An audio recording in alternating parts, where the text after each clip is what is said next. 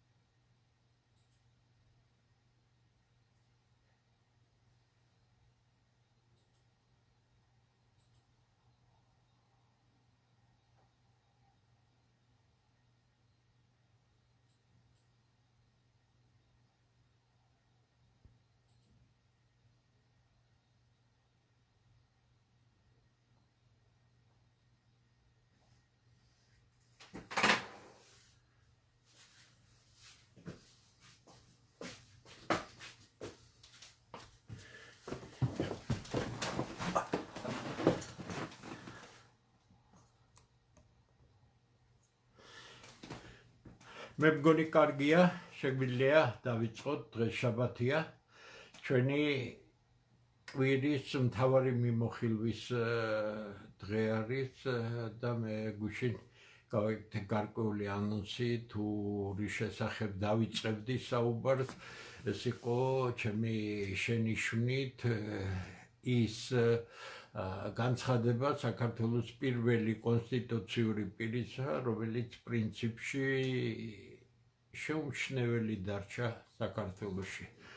საუბარი ეხება ბატონი ირაკლი კობახიძის განცხადებას იმის თაობაზე, რომ საქართველოს ამერიკის შეერთებული შტატების ურთიერთობა გაფუჭდა ბაიდენის ადმინისტრაციის დროს და ეხლა საქართველოს მზად არის სტრატეგიული პარტნიორობისათვის და ამდენად ურთიერთობას თავაზობს შეერთებულ შტატებს სულთა ფურცლიდან დაწყებისათვის.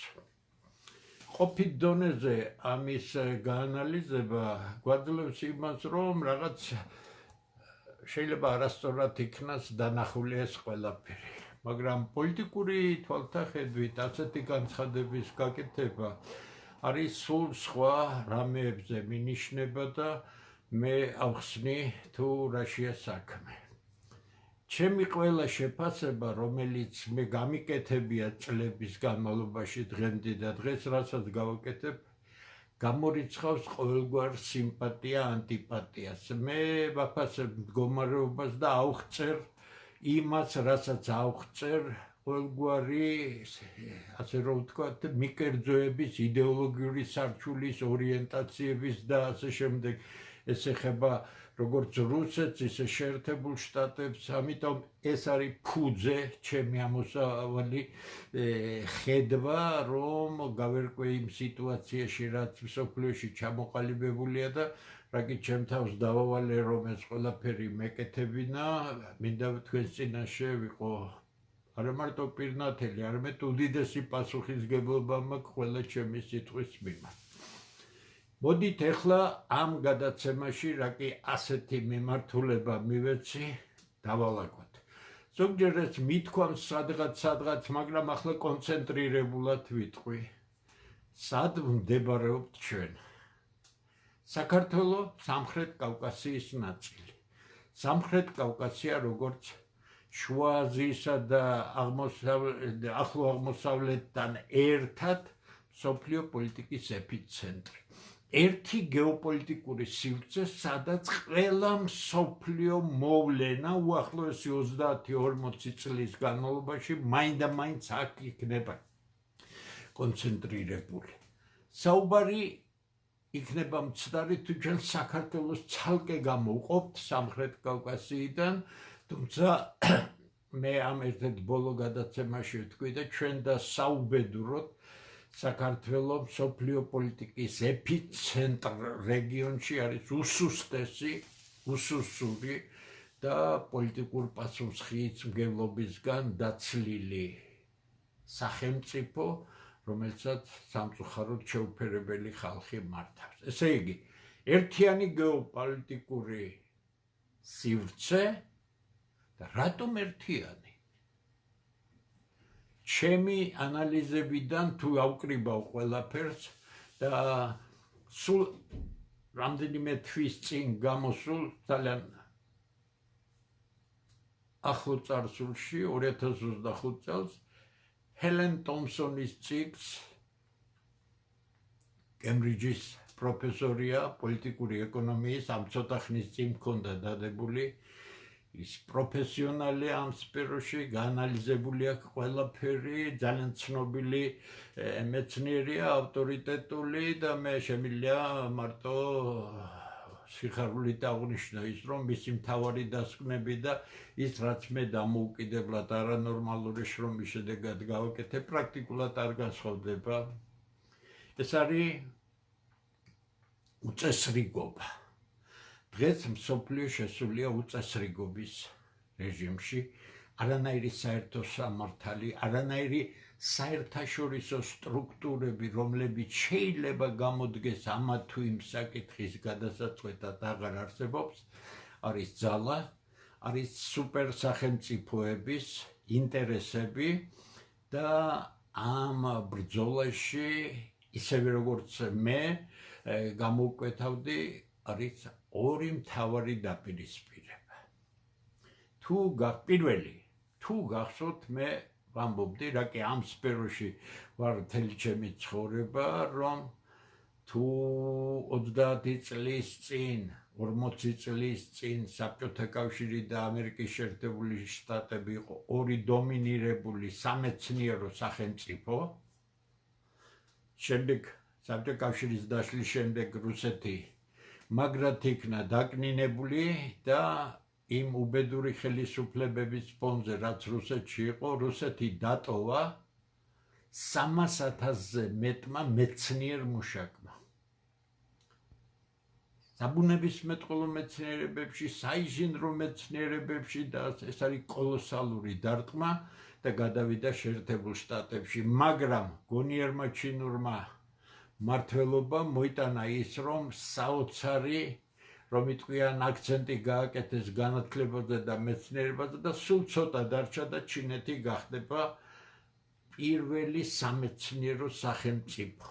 ესე იგი, რაც ნიშნავს პირველი სამეცნიერო სახელმწიფო იყო? მეცნიერება უშუალოდ ჩვენ უნდა განვიხილოთ ისე, როგორც საქართველოში არ ესმით, საქართველოს ხელისუფლება არის უბიცი მეცნიერებისა და განათლების სფეროში მოსარიდებელი არაფერია. უნივერსიტეტები, ფუნდამენტალური განათლების კერები ქმნიან იმ მეცნიერულ აღმოჩენებს, რომლებიც შემდეგ უკვე ტექნიკის სფეროში ძალიან გონიერ, ძალიან ძლიერ, ძალიან მაღალი დონის მეცნიერებს გადააქვთ ტექნოლოგიების სახით, ნაკეთობების სახით და ასე შემდეგ. ჩინეთმა დააწყო შესანიშნავად. ბოლო შემიძლია გითხრათ, სადღაც ერთი კვირის ამბებია, ყველა ამერიკული უნივერსიტეტი, მათ შორის სუროს ლიგის 8 უნივერსიტეტი, იცით, ჰარვარდი, იელი, მასაჩუსეტსი, ბრაუნი და ასე შემდეგ. ყველა წამოვიდა ქვევით და ყველა ჩინური უნივერსიტეტი წავიდა ზევით. რუსებს ჯერჯერობით უჭირთ ამ ხრივ, თუმცა მათი განათლების ბაზა ისეთია და ისეთი რეფორმა გაატარეს, რომ ალბათ 1-5-10 წელი ჭირდებათ, რომ ისევ წამოიკაჩონ ძალიან მაგრად. ესე იგი, თქვენ რომ კარგად წარმოიდგინოთ ჩინეთ-ამერიკის დაპირისპირება, ამერიკელების პირველი საფრთხე ჩინეთი არის ტექნოლოგიური კონკურენციის თვალსაზრისით. იმიტომ რომ დაწინაურებული მეცნიერული ქვეყანას ებრძოლო შენი თუ გნებავთ უხეში მეთოდებით, არაფერს არ მოიტანს, იმიტომ რომ ყველაფერს განსაზღვრავს ის თუ ვინ არის წინ სამეცნიერო ტექნიკურ პროგრესში. ბედნიერება მქონდა ამ სფეროში მემუშავა, ამდენად რაზეც ვილაპარაკებ ახლა უშუალოდ ჩემს რომ იტყვიან თითოეულ უჯრედზე მაქვს ნაგრძნობი. იმისათვის რომ ეს განვითარება შეფერხდეს, მას სჭირდება ჩინეთის ბლოკირება. არა მხოლოდ ჩინეთის ექსპორტზე აგებული ეკონომიკის მარშრუტების, ანუ ნაწარმოები პროდუქციის ევროპაში და სხვაგან გაყიდვის მარშრუტების ლოგისტიკური ჯაჭვების გაკონტროლება. თავარი მიზანი არის ეკონომიკის შეფერხება, ეკონომიკური პრობლემების გაჩენა, ძალიან მოწყვლადია ეკონომიკა ჩინეთისა, უსაშველოდ, იმიტომ რომ აგებულია ექსპორტზე.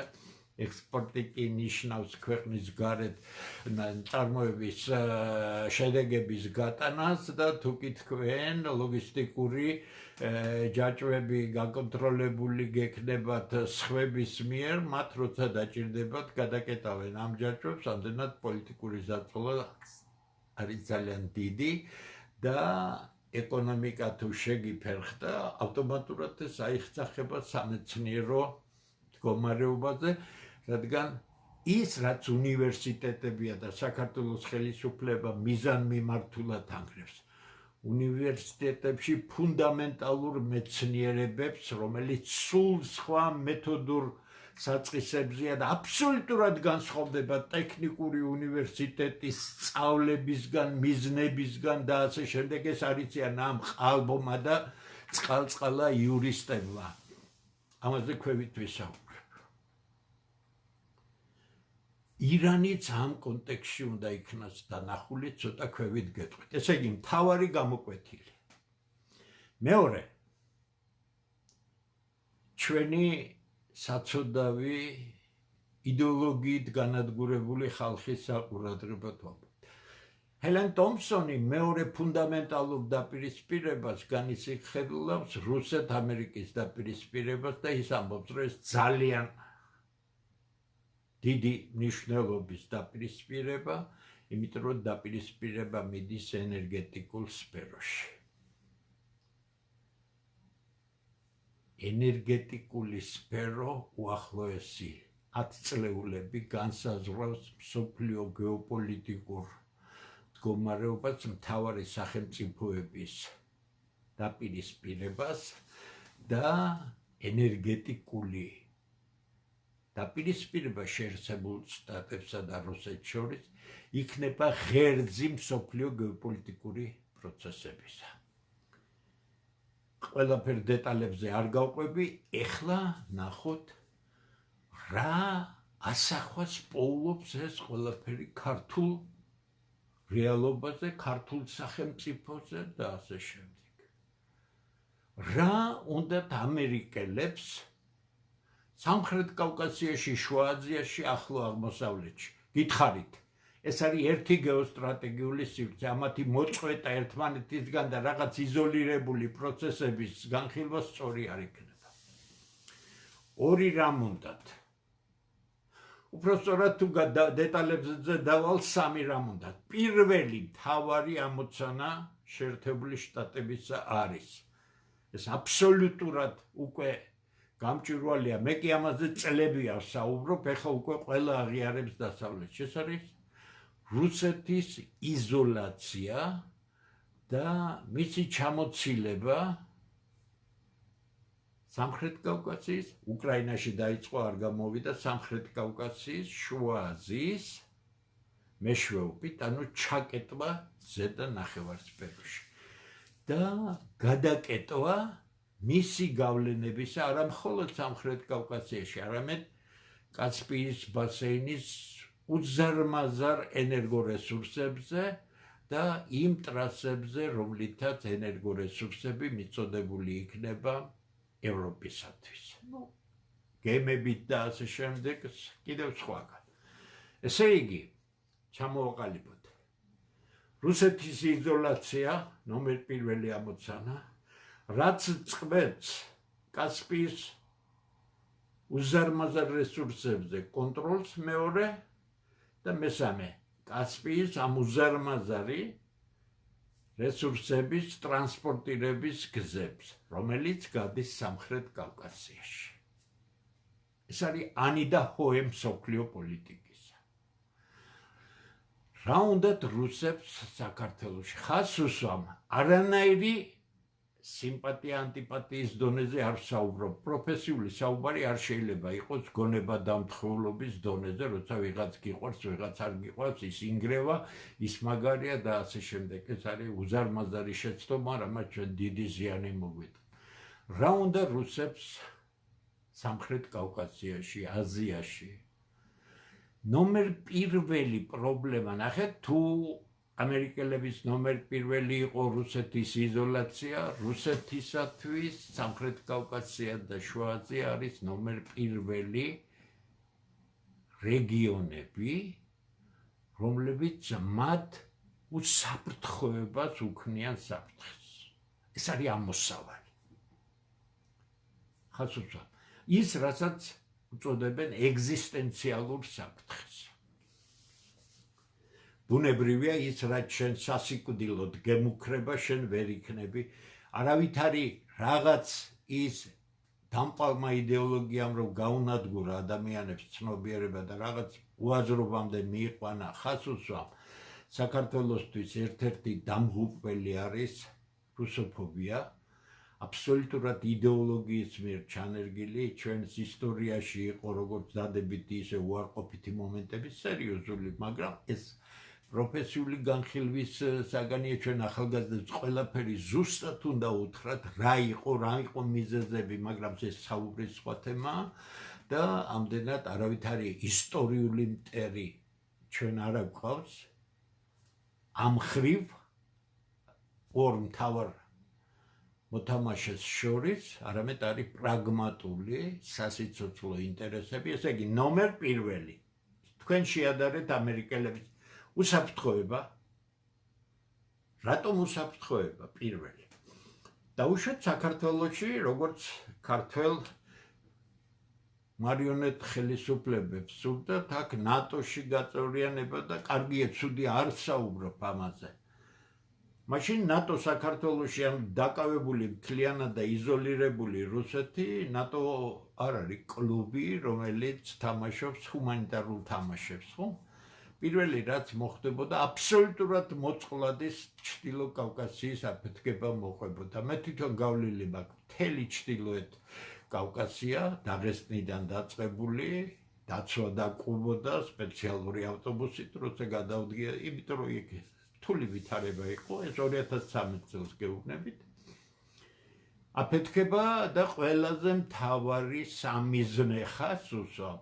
რისთვისაც ცენტრალურმა სადაზვერვო სამმართველომ შექმნა ისლამური სახელმწიფო ქვიოდა, ხო, იგილი, ხო?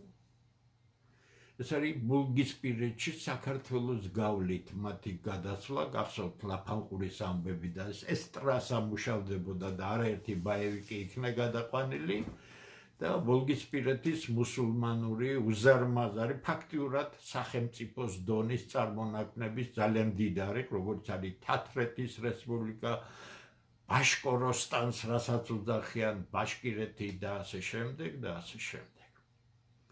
ესე გასაგებია, ხო?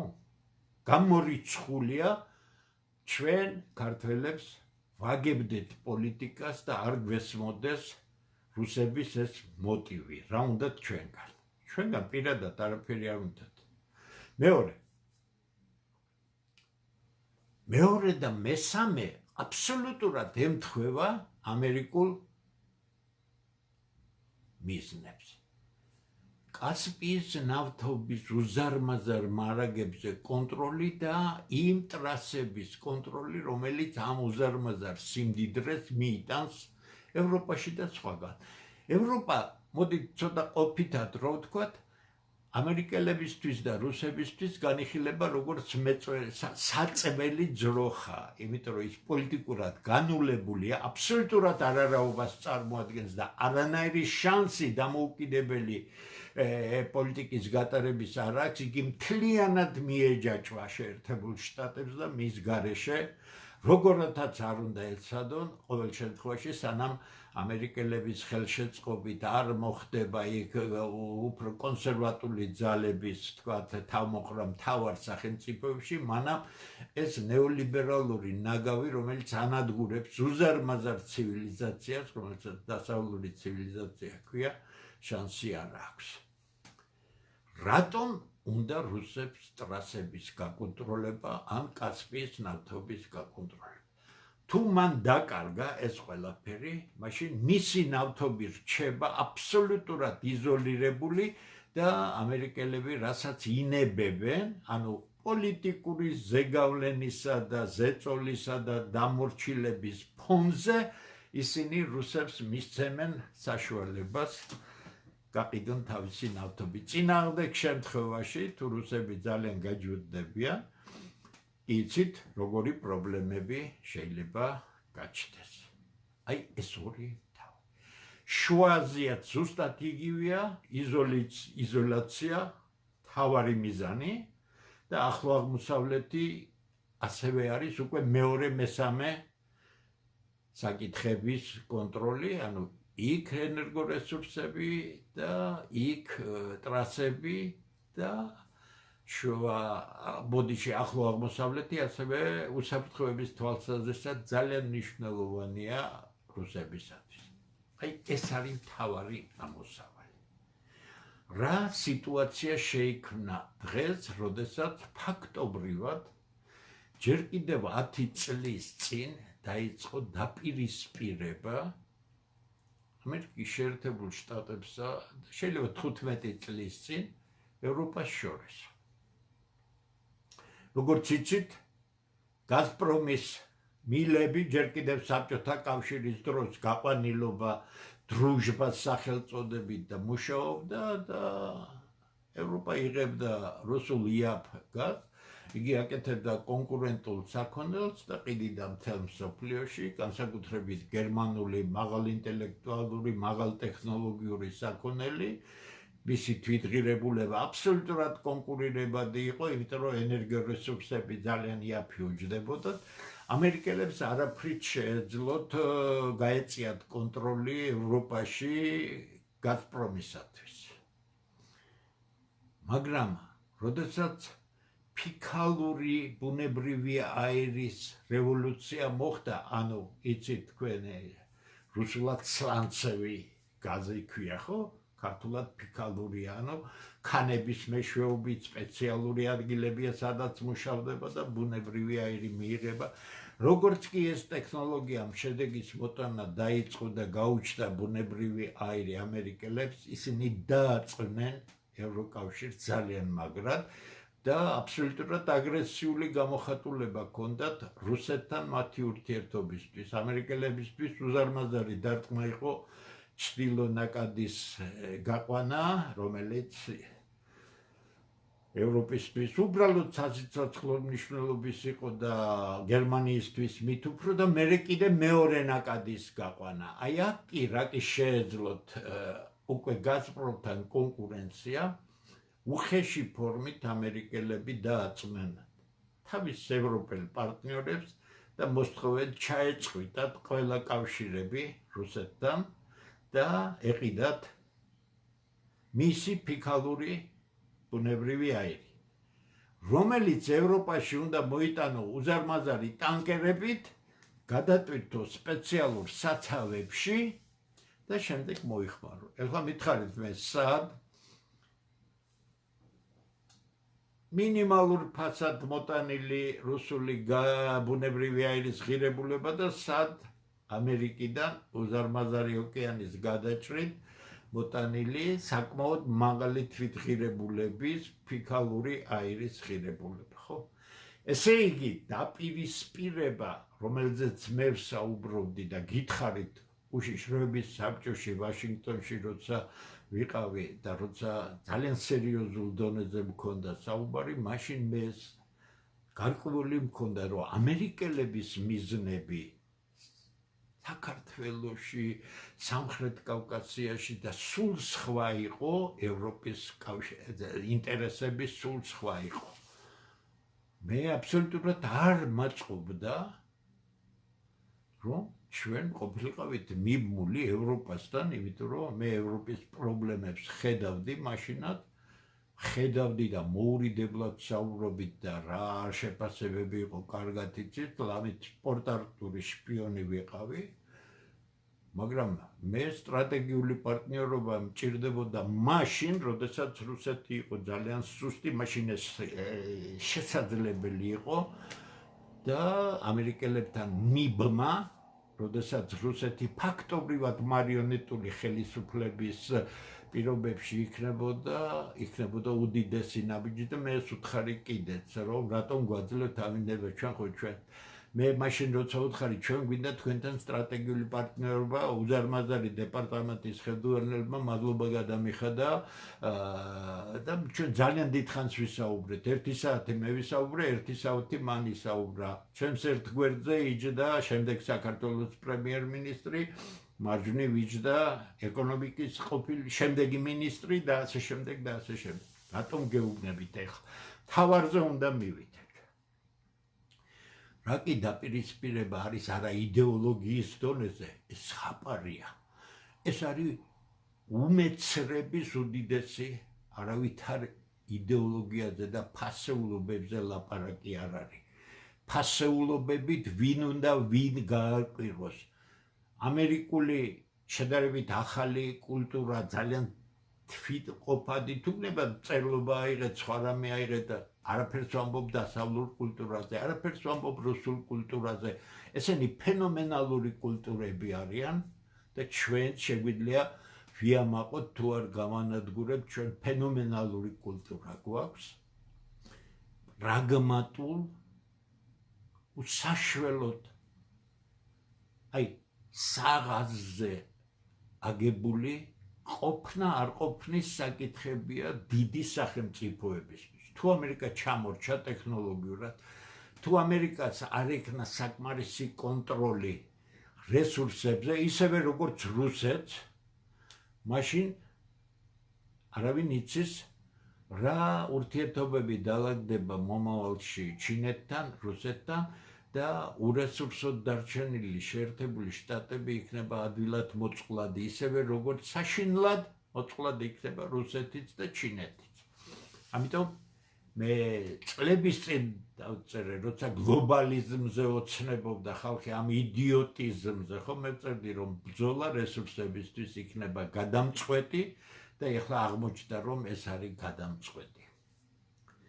ამ დაპირისპირების პირობებში ამერიკელებმა თვითონ დაშალეს ის წესრიგი, რომელიც მათ მიერვე იყო აგებული. რატომ? ის ეფექტური არ იყო, ამერიკის ინტერესებს არ შეებო. კარგია ინტერესები, ცუდია ინტერესები. არანაირი მნიშვნელობა არ აქვს, მე უბრალოდ სიტუაცია უნდა აგიხსნათ.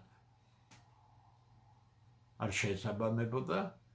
დაშალეს ყველაფერი და ანგრევენ ყველაფერს, მათ შორის საკუთარ კავშირებსაც და ამერიკელებს ბომბი გაუხეთქეს დავოსის ამ ბოლო შეხვედრაზე, თუ არ ვცდები, სადღაც 2 კვირის წინ, ხო? და ბომბი გაუხეთქა უზარმაზარი ფინანსური ჯგუფის წარმომადგენელმა, რომელსაც დღეს კანადის პრემიერ-მინისტრის თანამდებობა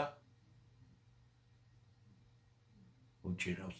ამაზე მე ავხსენი ძალიან დეტალურად ერთ-ერთ გადაცემაში არ გავიმეორებ, მაგრამ კაცი, რომელიც იყო ინგლისის ბანკისა და კანადის ბანკის ხელმძღვანელი, მის უკან რომელსაც უზარმაზარი ფინანსური ჯგუფი დგას, ფაქტურად მსოფლიოს რო განაგებენ, ურტყამს შეერთებულ შტატებს და ეუბნება მას, რომ გარდა იმისა, რაც მე ვთქვი, რომ თქვენ არაპროგნოზირებადი ხართ და ჩინეთი უფრო პროგნოზირებულია. დარბაზში იჯდნენ ჩინეთის, ინდოეთის ყველა წარმომადგენელი კონსპექტებს აკეთებდნენ, არაფერში არ ერეოდნენ. მაგრამ ეს არ იყო მარკ კარნის როგორც პიროვნული დარტყმა ამერიკელებზე. ეს იყო იმ ჯგუფის მინიშნება შეერთებული შტატებისათვის, რომელსაც ფინანსური კაპიტალი ჰქვია და რომლებსაც სულაც არ აინტერესებს ამერიკის ინტერესები, არავის ინტერესები, მას თავისი კოლოსალური ინტერესები აქვს. ამერიკელები ანგრევენ მათ მიერ აწყობილ 200 წლოვან სისტემას იმ უბრალო მიზნების გამო, რომ ისინი არ წარმოადგენენ, ეს სისტემა არ წარმოადგენს უკვე ეფექტურს ამერიკისთვის და არ წარმოადგენს სასარგებლოს ამერიკისთვის. ასეთ მკაცრ დაპირისპირებაში იმისთვის, რომ შეაჩეროს ორი გეოპოლიტიკური მოწინააღმდეგე. ყველაზე არსებითი სხვა არაა. სხვა მოწინააღმდეგე შეერთებულ შტატებს არ აქვს. ჩინეთი იმ მხრივ, რუსეთი ამ მხრივ, რუსეთის ტექნოლოგიური შესაძლებლობები და მეცნიერების დონე ძალიან კარგად იციან ამერიკელებმა, იმიტომ რომ 1957 წელს იმ კოსმოსური ხომალდის ძაღლებით რომ გაუშვეს შოკის მიღების შემდეგ, ისინი იყვნენ საბჭოთა კავშირში, წაიღეს ყველაფერი და გააკეთეს საბჭოთა მოდელზე, განათლების მოდელზე ბრწყინვალე რეფორმა, რამაც მათ უზარმაზარი წინსვლის საშუალება მისცა. როგორ უნდა შეაფერხო რუსეთი? მოდი გავიაროთ ზუსტად, იმიტომ რომ ჩვენ აქედან უნდა დავინახოთ დამოკიდებულებები, სხვანაირად არ შეიძლება. რუსეთი რომ შეაფერხო, მისი ძლიერი მხარეები უნდა შეკვეცო. პირველი ეს არის უზარმაზარი სიმდიდრე, რომელსაც ჯერ არაეფექტურად იყენებენ, კავშირები, ისტორიული კავშირები არაბულ სამყაროში, ტრადიციული მოთამაშე პოლიტიკისა არის კავკასიაში, აზიაში, ისევე როგორც ირანია ტრადიციული მოთამაშე, თურქეთია ტრადიციული მოთამაშე და ამათ კავკასიაში დაემატათ ორი ახალი მოთამაშე, შეერთებული შტატები და ევროკავშირი, თუმცა აბსოლუტურად სხვადასხვა მიზნებით. ამერიკელების მიზანი გითხარით, გადაკეტონ რუსეთი და თუ ჩაწყვეტენ ყველა იმ კავშირებს, რომელიც აიგო და ერთ-ერთი მთავარი, რომლის საშინელი წინააღმდეგი იყო ამერიკის შეერთებული შტატები, ეს არის ჩრდილოეთის და სამხრეთის მაგისტრალის გახსნა, ანუ ტვირთების მოზრაობა ჩრდილოეთიდან სამხრეთამდე, რომელიც უკვე რეალიზებულია. იქ მე თავის დროზე ვისაუბრე იმ ორ პორტზე, რომელიც ახლოსაა, ერთი ირანის პორტია, ერთი არ არის ირანის პორტი, მაგრამ ახლა დეტალებზე არაა საჭირო საუბარი. ერთ-ერთი ყველაზე დიდი სტრატეგიული ქვეყანა, უსაშველოდ მდიდარი ქვეყანა, როგორც ჩინეთისთვის, ისე რუსეთისთვის არის ირანი. როდესაც მე აღწერ ირანის მდგომარეობას, ვიღაცა მითხრა, თქვენცო, აიო, ქოცებს რო უნდათო, თქვენც აიათოლები გინდათო. ახალგაზრდა კაცი იყო, მე აუხსენი ყველაფერი, მაგრამ ამ დონეზე საუბარი ნიშნავს, რომ არაფერი არ იცოდე, ხო? ამიტომ არ გავაგრძელებ ამ ხაზს. მე აღწერ რეალურ მდგომარეობას ირანს. ირანი არის სტრატეგიული პარტნიორი, იმიტომ რომ თუ ირანი ჩაიხსნა და შემდეგ კავკასია და შუა აზია ჩაიხსნა, რუსეთი იზოლირებულია. თუ ირანი ჩაიხსნა და დამყარდა უზარმაზარი კავშირი, ბოდიში კონტროლი იმ სიმდიდრეებზე, მაშინ ოპეკი განეიტრალებულია, რადგან ის მოცულობა ნავთობისა, რომელიც აღმოჩნდება შეერთებული შტატების ხელში, იქნება აბსოლუტურად საკმარისი, რომ უკარნახოს თავისი პირობები, ან და გადაკეტოს ის გზები, ორმუზის ყურე 30% ყოველდღიური მსოფლიო მოხმარებისა გადის იქედან. თუ იქ ამერიკელების კონტროლი იქნება, გასაგებია, რაც ნიშნავს ეს ყველაფერი. თავარი მიმართულება. რუსეთი გითხარით, უზარმაზარი დარტყმა იქნება რუსეთის ჩინეთი.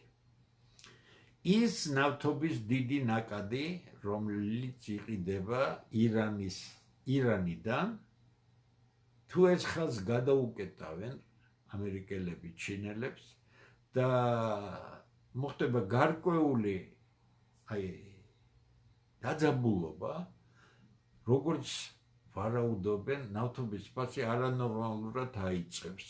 რა მოხდება? ამერიკელებს თვითონ საკუთარი ნავთობი აქვს, მაგრამ ხელს არ კიდევენ, მომავლისთვის სჭირდებათ.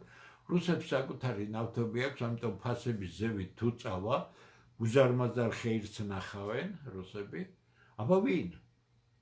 ჩინეთის ეკონომიკა აღმოჩნდება კოლოსალური დარტყმის ქვეშ. ეს არის მთავარი მიზანი. ესე იგი, ირანი აიატოლების სახით კი არ უნდა განვიხილოთ. დღეს აიატოლებია, ხვალ არ იქნება აიატოლები. მთავარი ის არის, რომ ირანი რა უნდა ირანს. მოდი ეგეც ვთქვათ, რომ ვიცოდეთ, რა უნდა მართლა ასე ტერორისტული. ტერორისტული კი არა, მოდით ზუსტად ვთქვათ. ირანი იბრძვის საკუთარი ინტერესებისთვის და მისი ინტერესების მთავარი მიმართულება არის ის აღიარებული იქნას როგორც რეგიონალური მოთამაშე არის, მაგრამ აღიარებული არ არის შეერთებული შტატების და რომელსაც აქვს საკუთარი ინტერესები, მას უნდა თავისი კვოტის მიხედვით თავისუფლად გაყიდოს ნავთობი, მოეხსნას უზარმაზარი სანქციები და ასე შემდეგ. ესე იგი, ამ გადარჩენისთვის კარგია ირანი, ცუდია, მე ახლა არ ვარჩევ ამას. ამ გადარჩენისთვის მან შექმნა ის ღერძი, რომელიც სერიოზულ პრობლემად უკავშირდებოდა ამ ინტერესს და შესაბამისად გარკვეული წლების განმავლობაში ასრულებდა საპირწონის როლს. ამ შეცვლილ გარემოში, როდესაც შეერთებული შტატები ღიად საუბრობს გრენლანდიაზე, ღიად საუბრობს კანადაზე, დავოსში, როდესაც მაკ-კარტნიმ გააკეთა თავისი ისტორიული სიტყვა, ტრამპმა ძალიან უხეშად უპასუხა, რომ თქვენ თუ არსებობთ შეერთებული შტატების სახელით გამოისობით, ჩვენი გამოისობით არსებობთ, თქვა რომ გუბერნატორ კარნიო უწოდა. დიპლომატიურ დონეზე ეს რევოლუციაა, იმიტომ რომ შენ ყველაზე ახლო, ფაქტობრივად სრულად ინტეგრირებულ სახელმწიფოს, რომელიც შენი ყველაზე ახლო მოკავშირეა და ახლო მეზობელია, ურტყამ გამანადგურებელი დარტყმით, ფაქტობრივად არცნობ მას სახელმწიფოდ და გინდა მისი 52 შტატად თუ 51 შტატად მიღება. აი ამაში უნდა გავერკვიოთ. დავოსი ამ ხრივ იყო რევოლუცია, რომელიც ცვლის ყველაფერს, ხო? ირანზე ვსაუბრობთ. როცა ასე დაიძაბა სიტუაცია და მე გადავალ შემდეგ საქართველოზე, იმიტომ რომ ამის ახსნის გარეშე გაუგებარი იქნებოდა, რაზე იქნებოდა საუბარი. ისეთმა შეურიგებელმა სახელმწიფოებმა, ერთმანეთის მტრებმა ფაქტურად, როგორც არის სუნიტური საუდის არაბეთი და შიიტური ისლამი, ანუ შიიტური ირანი, ეს ორი კი იცით როგორი დაპირისპირება, საერთო უნდა მონახეს და საუდის არაბეთის მემკვიდრე პრინცმა, თურქეთის პრეზიდენტმა ერდოღანმა, კატარის ემირმა და ყველა ამერიკელებს ღიად უთხრეს, რომ ირანზე შეტევის შემთხვევაში ვერცერთი ქვეყნის ტერიტორია ვერ იქნება გამოყენებული ირანის წინააღმდეგ. ელემენტარული რამეა და ამ დროს საქართველოში ირანის საელჩოს წინ აბსოლუტურად უტვინო ხალხი პროვოკაციულ სვლებს აკეთებდა და 15-20,000 ქართველი ჯარისკაცის გაგზავნას ითხოვდა ირანში, რომ აიათოლები დაემხოთ, ხო? კომენტარს არ გავაკეთებ, იმიტომ რომ ან კრეტინი უნდა იყო, ან იდიოტი, ან და უბრალოდ პროვოკატორი. ესე იგი, თუ შეერთებული შტატები, იცით თქვენ, 3 ავიამზიდი დაიძრა იქეთკენ, საპასუხოდ ჩინეთის დიდი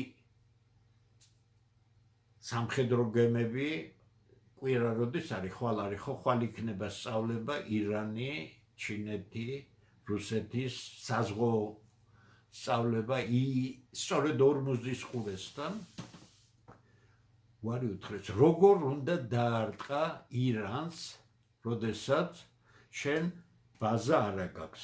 ამერიკის შეერთებული შტატებიდან ირანს შენს ვერ დაარტყა.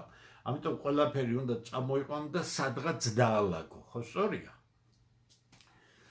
ისრაელში ამათ განლაგებას აზრი არ აქვს, იმიტომ რომ 12 დღიანმა ომმა უჩვენა რომ, იმიტომ შეწყდა რომ ისრაელი არსებობა შეწყვეტდა. აბსოლუტურად მცდარი წარმოდგენა ჰქონდათ ირანზე და როცა ბალისტიკური რაკეტებით განადგურეს უზარმაზარი სამეცნიერო ცენტრი და ასე შემდეგ ომი შეწყდა, იმიტომ რომ წინააღმდეგობა გამორიცხული იყო. ამიტომ ისრაელში განლაგებას აზრი არ აქვს, იმიტომ რომ დაიბომბება ომის შემთხვევაში, ძალიან მაგრად დაიბომბება. რუსებმა მიანიშნეს ამერიკელებს ამ სამოქალაქო არეულობა რომ იყო ირანში, რომ თუ ამერიკელები ჩაერეოდნენ რუსული რაკეტის მეშვეობით მისცემდნენ ირანს და ირანი დაძირავდა მათ ავიამზიდს. ავიამზიდი იყო რაღაც ერთი 10 წლის წინ და კიდევ უფრო წინ, მაგრამ დღეს, როდესაც სტრატეგიული იარაღში რუსებს უპირატესობა აქვს და იმ რაკეტების ჩაჭრა ვერ ხერხდება, არ არსებობს ასეთი ჰაერსაწინააღმდეგო სისტემა, გასაგებია, რომ ავიამზიდი თუ მას ირანს რუსები მიეხმარებიან და თუ გნებავ ჩინელები მიეხმარებიან, მათაც აქვთ ის რაკეტები, თუმცა არა ისეთი, როგორც რუსებს, ვერ მოხდება. სად უნდა დაალაგდეს? ეს არის ამოსავალი წერტილი იმისა, რაც მე შემდეგ უნდა, სად უნდა განლაგდეს? ნატოს წევრი ქვეყანა თურქეთი, ნატოს მთავარ ქვეყანას ეუბნება, არა, ჩემო ძმა და მეგობარო, რომ მე ჩემ ტერიტორიას არ გამოგაყენებია. საუდის არაბეთი, რომელიც ათეული წლებია შეერთებული შტატების სრული პატრონაჟის ქვეშ არსებობდა, მხოლოდ მემკვიდრე პრინცი იწყებს რაღაც დამოუკიდებელ თამაშებს, თუმცა ჯერ მაგრად არიან მეუბნება, არა ჩემო ძმაო, მე თქვენ კატარი, რომელიც აბსოლუტურად წარმოადგენს მართვად უმდიდრეს, მაგრამ მართვად სახელმწიფოს, ეუბნება, არა და ჩვენ მივდივართ სამხრეთ კავკასიაში. ხასუსო სამხრეთ კავკასიაში და კერძოდ საქართველოში ირანის წინააღმდეგ ომისათვის ინფრასტრუქტურა კარგახანია მზადდება. ეხლა მე შეიძლება ისეთი რამე გითხრათ, რომელზეც კარგად არ გაქვს წარმოდგენა. აღმოსავლეთ დასავლეთის შემაერთებელი საავტომობილო მაგისტრალი, აეროდრომების რეაბილიტაცია და ასე შემდეგ. თავარი მიმართულება ამისა ყოველთვის იყო დასაწყისიდან, ეხლა გეუბნები და არა საყოველთაო ცნობილ რაიმეს, რომ ირანთან ომის შემთხვევაში იქ ნატოს და შეერთებული შტატების თვითმფრინავები და ასე შემდეგ, მათ შორის იმ ტრასებზეც ჩვეულებრივად დაჯდებიან და აფრინდებიან. ესე იგი, ამერიკელებს რა კი ისინი აპირებენ ირანზე ყოველ შემთხვევაში ზეწოლა გრძელდება, რადონემდე მივა ვერ გეტყვით, მე მაინც ვფიქრობ, რომ დიდი დაჯახება არ მოხდება, მაგრამ მოსინჯვა მიდის ყველაფერზე, ისევე როგორც უკრაინით მოისინჯა შეიძლებოდა თუ არა რუსეთის დამარცხება, მას სჭირდება ბაზები.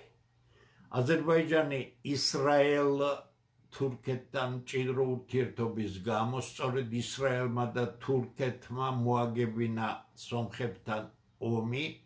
მე ვერ გეტყვით ჯერჯერობით არა მაქვს სრული ინფორმაცია იყო თუ არა ეს რუსების მიერ დათმობილი პოზიცია, მათ თქვეს რომ სომხებმა გამოგვაგდეს იქედან და გამოვედით. ნუ რუსები არ არის ხალხი, ვისაც ასე გააგდებ და გამოაგდებ, ხო, დღევანდელ სიტუაციაში. ამიტომ მე ძალიან ჩახლართული რამეა, ჯერჯერობით ჩემთვის ფლატნათელი არ არის, თუმცა ყველანაირ წყაროსთან, რაც კი ხელმისაწვდომი იყო, ვეცადე რომ გარკვეულიყავი, არ მესმის კარგად ჯერჯერობით, როცა გავარკვევ გეტყვით აუცილებლად. ესე იგი, რა კი სომხეთ-აზერბაიჯანის ურთიერთობა მეტნაკლებად დაალაგეს და ინტერესები ჩაუდეს სომხებს, უფრო მეტსაც გეტყვით, არა მარტო დიდი თურანის გეგმაში საქართველო არ არსებობს, როგორც დამოუკიდებელი წითელი ზონაა. ისევე გაჩნდა ახალი პროექტები, სადაც სამხრეთ კავკასიაში სომხეთ-აზერბაიჯანის გარდა არაფერი არ არსებობს. საქართველო გადაფარულია თბილისი როგორც გუბერნია, სომხეთის ცხადია, ხო? აზერბაიჯანისთვის გასაგებია ქვემო ქართლი და ასე შემდეგ, მოკლედ გაიყოფენ რაღაცებს.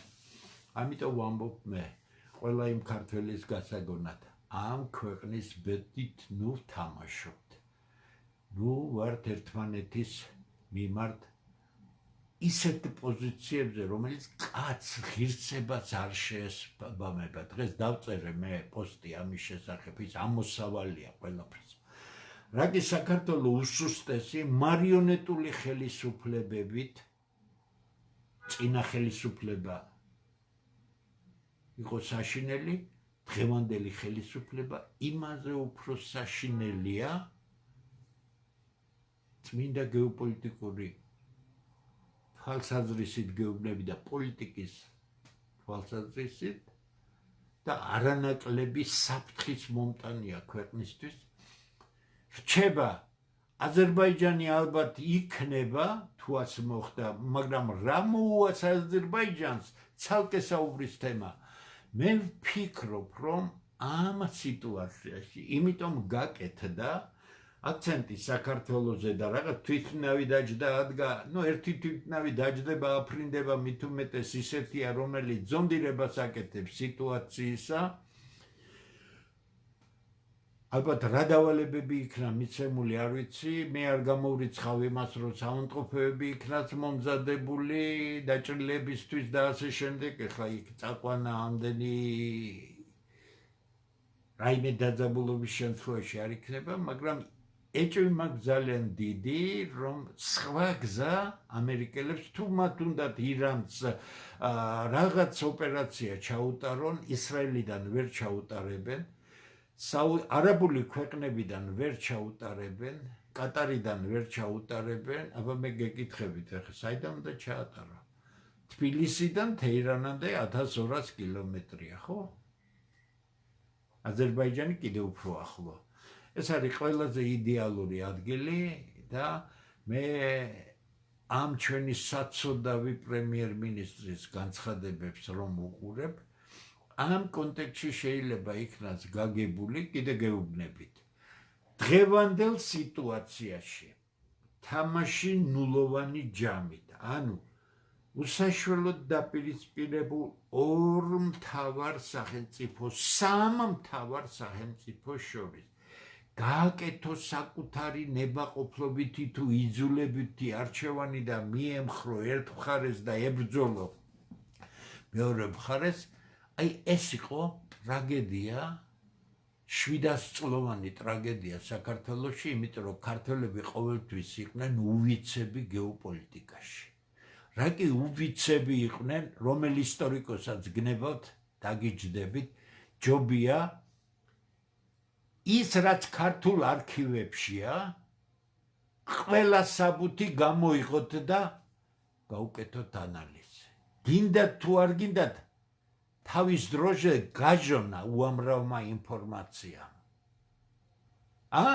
რაზე იყო სულხან-საბა წასული ევროპული ორიენტაციისთვის, ვის ატყუებთ? რა თავს იშტერებთ? რას თხოვდა? ირანის შახის ჩამოგდებას, ხო?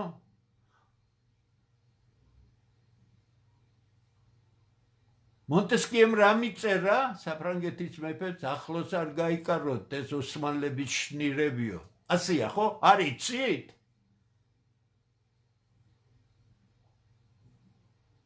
და ასე შემდეგ. ტყუილში ცხოვრება. ჩვენ გჭირდება ყველაფრის აღიარება, ჩვენ გჭირდება ანამნეზი, ჩვენ გჭირდება გამოვიდეთ იმ ტყუილიდან, რომელშიც საკუთარი თავი თვითონ შევდენეთ და ამ ტყუილში მცხოვრებ ხალხს მომავალი არ აქვს. ჩვენ საოცარ ქვეყანას, საოცარ კულტურას დავკარგავთ ამ ქვეყანას. ესე იგი, ერთადერთი მიზანი ამერიკელებმა ჯერ არაფერი არ უპასუხეს საქართველოსთან ურთიერთობაში, მათ რაიმე წინასწარი შეტყობინებები არ ჭირდებათ. რა ჭირდებათ, იმას გააკეთებენ.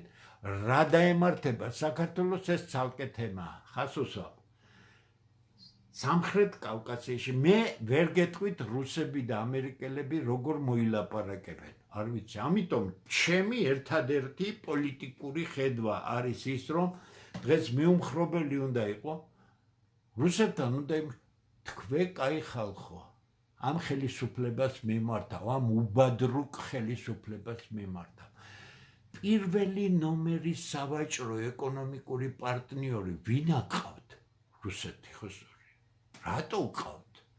დიპლომატიური ურთიერთობა ხო არა ხარ? მტრულად ხო ხარ განწყობილი? ხარ. რეალურად ხარ. ვერ ბედავ ამის თქმას. ეს ბოდავს მარტო კობახიძე, ვითომ ვინა ჩtildeოეთი, ვინა კი არა. მსოფლიოს ერთ-ერთი სამხედრო მანქანაა, რომელიც ვერაფრით ვერ იქნება დამარცხებული, ხო? ამიტომ ხარს უსვამ.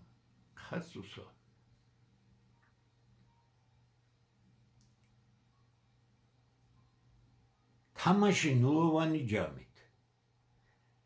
მიუმხრობლობის პოლიტიკის ღალატი ჯერ არც აგაქვს ჩამოყალიბებული, იმიტომ რომ არ იცი, ხო? ასე გონია ამერიკელები გიშველიან, ან აზერბაიჯანს გონია, ან სომხეთს გონიათ. არა. თავარი საკითხი ეს არის, რამდენად პოლიტიკურად გამართული იქნება ქართული ისტებლიშმენტი, პოლიტიკური ისტებლიშმენტი თუ გნებავთ, რომელსაც შეუძლია სწორი გათვლები გააკეთოს.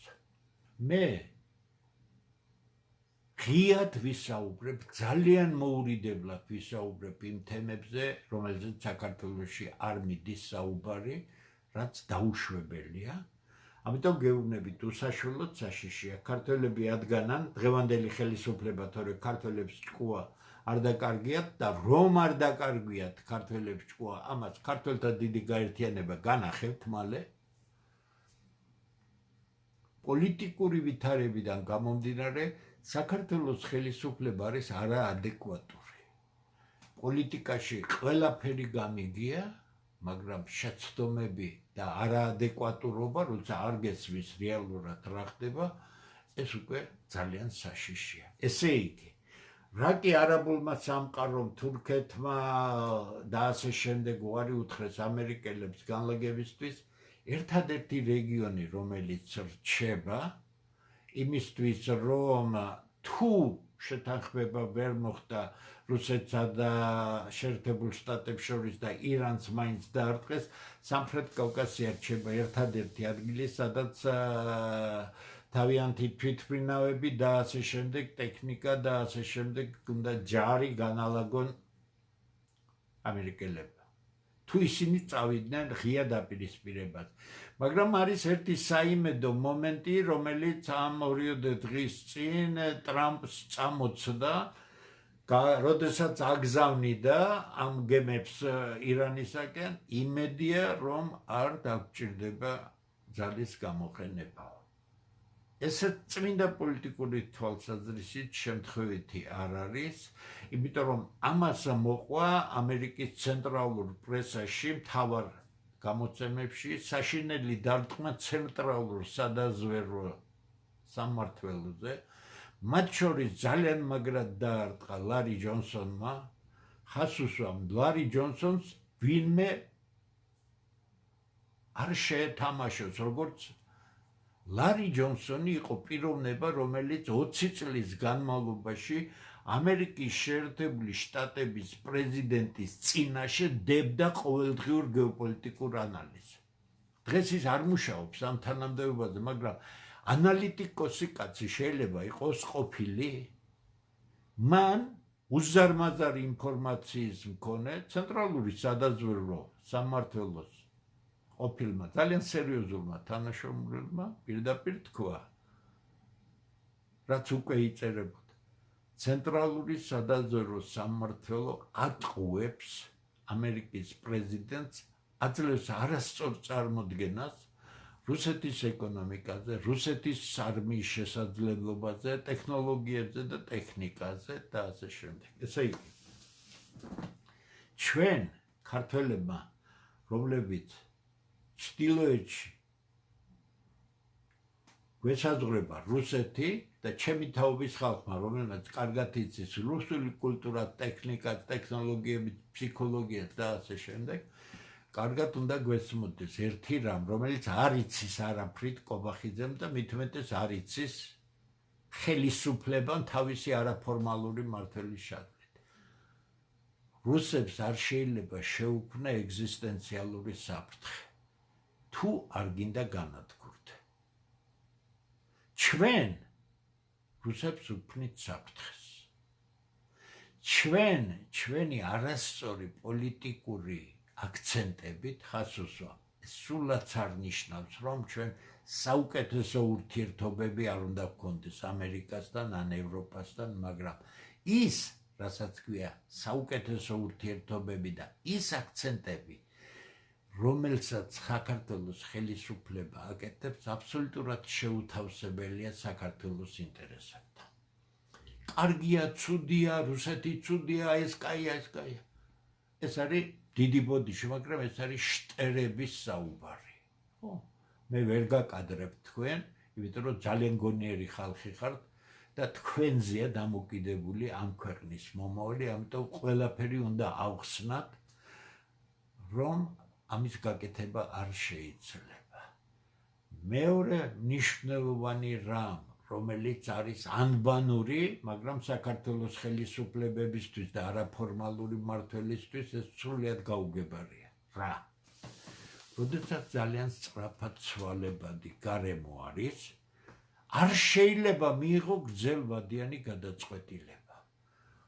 არ შეიძლება, იმიტომ რომ მალე ცვალებად, სწრაფად ცვალებად გარემოში საბოლოოდ შეიძლება დამყარდეს ისეთი მდგომარეობა და შენ აღებული გქონდეს ამ სრულიად არაპროგნოზირებად გარემოში ვალდებულებები, რომელიც დახურავს იმ ახალ ოფციებს, რომელიც შეიძლება გაჩნდეს. ამიტომ ანბანური რამეს ვამბობ, ეს პიროვნებასაც ეხება, არ მიიღოთ სწრაფად ცვალებად გარემოში რაიმე გრძელვადიანი გადაწყვეტილება. საქართველოს ხელისუფლება რაც აკეთებს, აზზე არ არის. ამიტომ აკეთებს სისულელეს, ერთ სიშტერეს უმატებს მეორე სიშტერეს.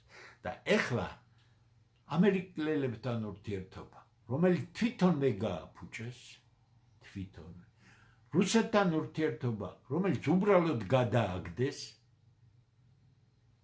არ დავწვრილმანდები, იმიტომ რომ სხვა თემაა, ახლა არ ვისაუბრებ დეტალურად, გადამგდები ხალხია ხელისუფლებაში. პოლიტიკური გადამგდებები.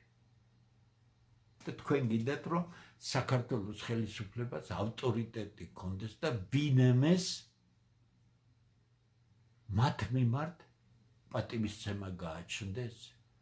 ესე იგი, აი ეს არის ის მთავარი ღერძი, რომელიც დღევანდელმა მდგომარეობამ მოიტანა, როგორ განვითარდება მოვლენები არ ვიცი, იმედი უნდა ვიქონიოთ, რომ ირანის მიმართ არ განხორციელდება რაიმე, ვერ განხორციელდება ტექნიკურად, იმიტომ რომ ძალიან სერიოზული ძალებმა მოიყარა ირანის ირგვლივ, ძალიან სიახლოვეს რუსული, ჩინური ხომალდები, გასაგებია ირანელებს რაკეტები მიაწოდა ისეთი, რომელიც მათ არ ჰქონდა, თუმცა თვითონ ხას უსვამთ ამ აიათოლების ქვეყანამ, იმ ყრუების გასაგონად ვამბობ, აიათოლა და ირანი რო ვერ გაუსხვავები ერთმანეთისგან, სუპერუძლიერესი მეცნიერება შექმნა, სამეცნიერო სფეროში ხარისხების დაცვა ყველაზე რთულია მსოფლიოში, იმიტომ არიან